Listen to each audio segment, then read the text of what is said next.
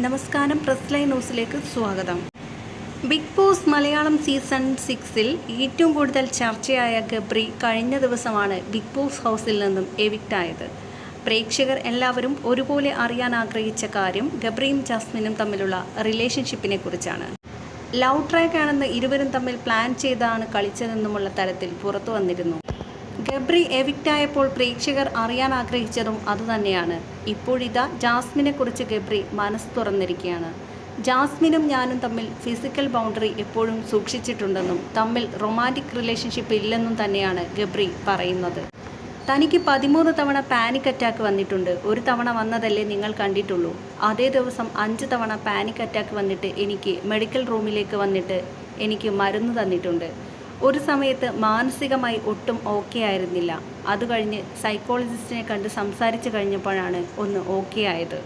ഇതിൽ ക്ലാരിറ്റി ഇല്ല എന്നാണ് ഗബ്രിയുടെ പ്രശ്നമെങ്കിൽ അത് തന്നെയാണ് ഗബ്രിയുടെ ക്ലാരിറ്റി എന്ന് ഡോക്ടർ തന്നെ പറഞ്ഞു. വളരെ ആകസ്മികമായാണ് ജാസ്മിനുമായി കമ്പനിയാകുന്നത്.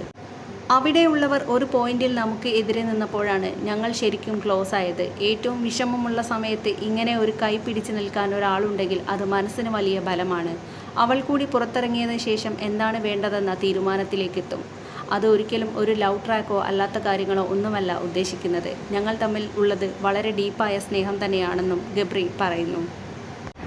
കൈ പിടിച്ച് ഇരിക്കുന്നത് തെറ്റാണോ? ഒരു ആൺകുട്ടിയും പെൺകുട്ടിയും തോളത്ത് കൈയിട്ടിരിക്കുന്നതും കൈ പിടിച്ചിരിക്കുന്നതും അല്ലെങ്കിൽ കൈ മുറുകെ പിടിക്കുന്നതും തെറ്റാണോ? ജനങ്ങളുടെ കാഴ്ചപ്പാടിലും അത് തെറ്റാകുന്നത് എങ്ങനെയാണ്? ഒരു ഫിസിക്കൽ ബൗണ്ടറി ഉണ്ട്.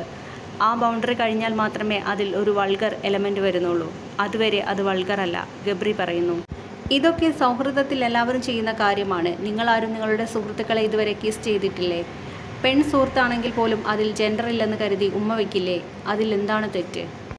ഞാൻ ഒരുപാട് യാത്ര ചെയ്യുന്ന ആളാണ്. ഒറ്റ കാഴ്ചയിൽ തന്നെ സൗഹൃദങ്ങൾ എനിക്ക് ഉണ്ടാവാറുണ്ട്.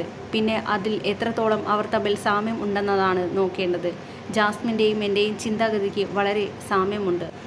എപ്പോൾ ഭക്ഷണം കഴിക്കുമ്പോഴും ജാസ്മിൻ എനിക്ക് വേണ്ടെന്ന് പറഞ്ഞാലും ഒരു ഉരുള അവൾ എനിക്ക് വായിൽ വെച്ച് തരുമായിരുന്നു. ഇപ്പോഴാണ് അതിൻ്റെ വില മനസ്സിലാകുന്നത്. അവിടെ നിൽക്കുമ്പോൾ ഇതൊന്നും നമ്മൾ ചിന്തിക്കില്ല. ജാസ്മിൻ വിന്നറാകണമെന്നാണ് ആഗ്രഹിക്കുന്നത്. ജാസ്മിൻ നല്ല പ്ലെയറാണ്. നാളത്തെ എപ്പിസോഡ് കാണുമ്പോൾ നിങ്ങൾക്ക് മനസ്സിലാകുമെന്നും പെട്ടെന്ന് റിലേഷൻഷിപ്പ് എന്താണെന്ന് പറയണമെന്ന് പറഞ്ഞാൽ നമുക്ക് അത് പറയാൻ സാധിക്കേണ്ടേ? നമുക്ക് തന്നെ പറയാനുള്ള ക്ലാരിറ്റി തുടക്കത്തിൽ വരേണ്ടേ എന്നും ഗബ്രി ചോദിക്കുന്നു.